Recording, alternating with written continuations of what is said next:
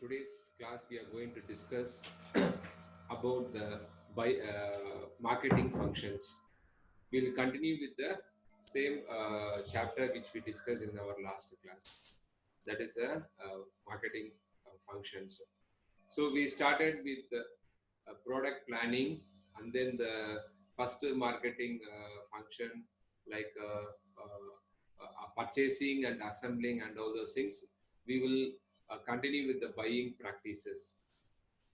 So there are different types of buying practices are there: concentrated buying, speculative buying, conservative buying, reciprocal buying, and diversified buying. So why we are seeing all these things? Because when we come up with the strategy, when we are planning our marketing strategy, we need to, check which kind of this buying is suitable for our scenario. So that's better if you know the different types of buying practices.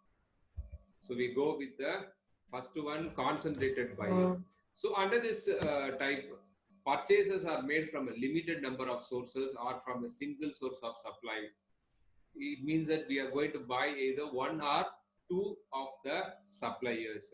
So usually in this case, why we have this thing? Because we don't have option. We may have only like one or two supplier in that particular region.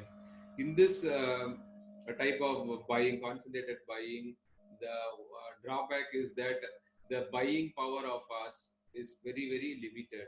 Okay, because whatever the supplier demanding, we need to listen to them because we have only one or either one or two suppliers.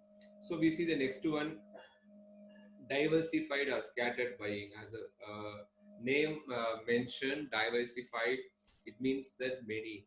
So it is a practice by which the buyers make purchases from a large numbers of suppliers. So in that case, it offers a competitive price. Oh, I mean, we can get the quotation. We can see from the different one who is giving a competitive price. Usually, I mention don't say cheap price. Always say competitive price. Cheap price means the price quoted by the supplier may be less, but the quality also compromised, not very good. If we say competitive price means quality good and the price also comparatively less to the other competitors. So that is called competitive price. So if you have like many supplier, in which case we say diversified buying. Okay, so what happens? We can get the raw materials or goods for a competitive price. Better services, as we have wider choices, we can demand a better services, and it's a choice in planning of our assortments. So this is help in this thing. So diversified scattered buying, that's the second one. The third one is a reciprocal buying. So reciprocal buying is simply the practice of giving preference to the suppliers who are also our customers. So what happens? It's like what do you say? I buy from you, you buy from me. Okay, they are like a supplier of raw material to us, and they also one of our customers. So what happens? Since they are one of our customer, we patronize them, we buy from them. So this is based on the understanding. It refers to an agreement between two or more companies to purchase each other products, often irrespective of whether such purchases represents the lowest cost or best value to the buyer. So what happens? Sometimes the drawback may be that the prices they may increase because we buy from them. Okay, as they are our customer, so sometimes they might increase the price. In other words, if you buy from outside, maybe we get a cheaper, I mean the competitive price. But what happens? We are buying from this particular supplier because they are the customer. Sometimes they might, what you say, increase the price. So we may end up in, losing little bit of money. So we may not get a competitive price. So that's what you say. That is a disadvantage of this one. Otherwise it's a win-win situation. Okay, so I give you business and you give me business, so it's a win-win situation. The other one is a conservative or hand to mouth buying. So this purchasing is also widely known as zero stock buying, which means that there are no purchase transaction done until a demand arises, and accordingly the purchase of quantities is decided. So what happens, this is a very, what you say, a kind of purchasing where we purchase, okay, only when there is a demand for that one. Otherwise we simply don't buy and keep it in our warehouse or storehouse. Okay, so this is only, in other words, if there is a requirement of that particular raw materials we buy, then we don't store it, so there is no such a thing called storage cost. So it actually helps in saving the space in the warehouse or storeroom, and also unnecessarily investment of our capital is also avoided. These are advantages. This method is mostly to the goods used occasionally and not taken into stock. So these usually items belongs to the goods which we don't use on regular basis on our production. So maybe it requires occasionally. Using the method avoids any blockage of capital investment in materials carrying cost obsolescence. Obsolescence means waste and wastage of material. Certain things you buy, after some time it become obsolete of no value, okay, or no use. So what happens?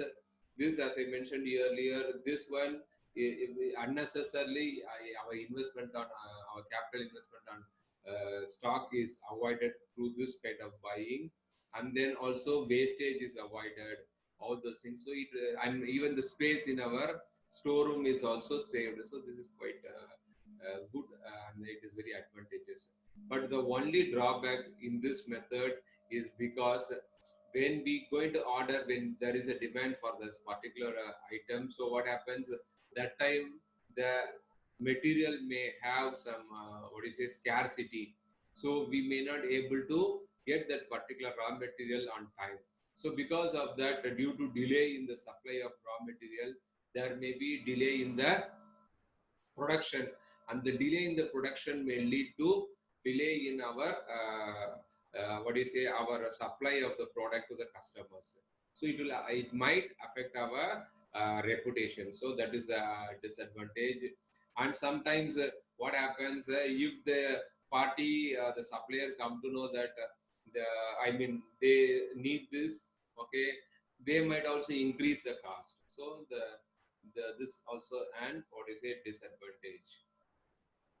Then we see the next one, speculative buying.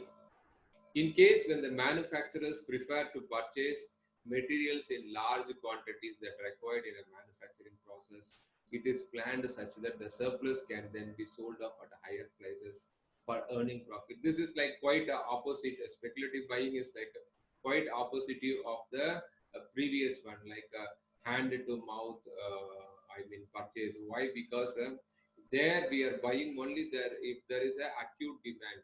Okay, so here we are buying the material, okay, when even there is no, what do you say, that much demand, we are buying in surplus or we are buying in excess. The reason why we are buying in this thing, because we are like speculating, that is foreseeing that maybe in future the prices may go off.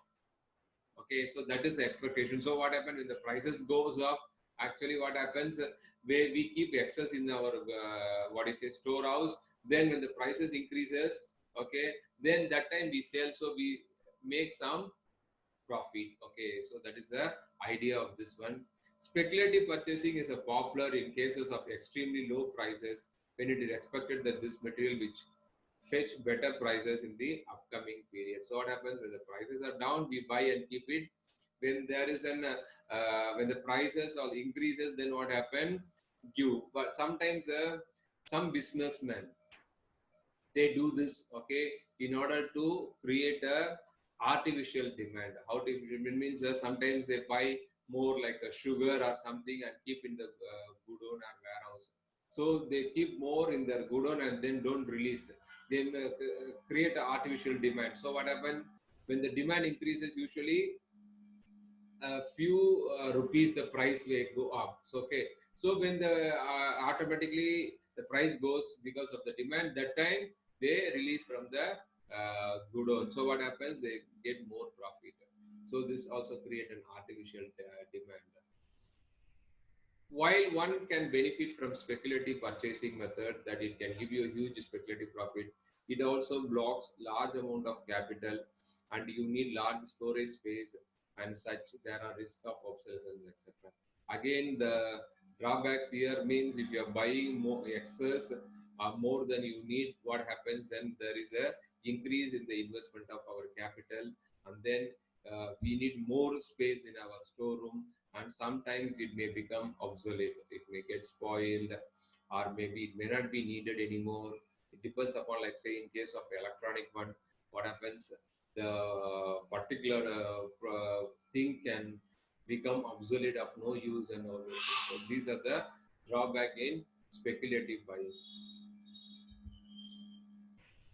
Then important marketing functions after buying is selling. Providing customers with the goods and services they need and educating them on those goods and services so they can make an informed buying decisions.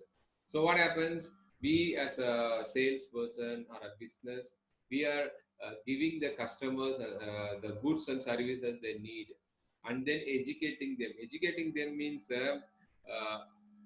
our product or services, how it is going to be beneficial, okay, to them, or how it's going to fulfill a particular need of the a customer. That is called educating. So sometimes you can see advertisements. It's not just advertisements. That sometimes advertisement can be informative. Okay, so what happens? So this kind of advertisements, informative means in sense they give you, okay, if this is your problem and this is your solution. Like you see, like good night liquid, mosquito repellent liquid. Okay, they say, oh, if your family is exposed to the mosquito bite, okay, it may lead to like malaria fever, dengue, and all those things. Okay, so use our good night mosquito liquid and protect your family. So these kind of things are maybe educative to the customers, thereby highlighting the need for the product. Okay, so that is a like educational. I mean, educating them. Sometimes, as I mentioned, the advertisements will be like sort of informative and educational one. So by giving our product and fulfilling the product or services and fulfilling the needs and wants of the customer. So provide customer with goods and services they want. In retail stores is one way, and another is a business to business. In retail store means that's a retail business. Usually we buy household products from retail stores. That's one way of this thing. The other one is that's for the customer. Okay, a traditional customer. Business to B2B is business to business. That is one business is selling their product to the other business. Say for instance, again, if I'm having like a bakery, okay, the other business person who is supplying butter from a dairy, this thing, butter and all those things for my bakery. So that kind of business transaction is called business to business. Okay, so through that, and it involves determining the client's need. Okay, when we are supplying, we want to determine what kind of needs. I mean, in terms of the quantity, kind of quality need. Okay, and then when they need all those things. Say I'm a supplier of grocery to a restaurant. Okay, so I need to know how much quantity they need. Okay, either they need like a daily or weekly or like fortnight. So when I need to supply, how much I need to supply, what kind of quality I need to supply. So I need to, as a business, I need to finalize this, discuss, negotiate, and finalize with my customer. That's a determining the client needs, persuading and influencing the decisions. That is, decision means so they will also have many suppliers to a, say a restaurant will have many people supplying groceries. So when we are going to discuss them how you are going to supply. You need to give a very, what do you say, some proposition, like in marketing we say unique selling proposition, that why they should buy from you. So what kind of what do you say features your product your products has, which is better than the competitors. Okay, it can be anything, it can be the price, it can be the quality of the product or any other feature of the product, it can be a timely one, it can be a consistency of supplying. Consistency means you are supplying the same quality all the time at the right time and all those things. So all those things as a supplier, you are a business as a supplier, you need to, I mean, what do you say, highlight and persuade the what do you say, the client to buy your product.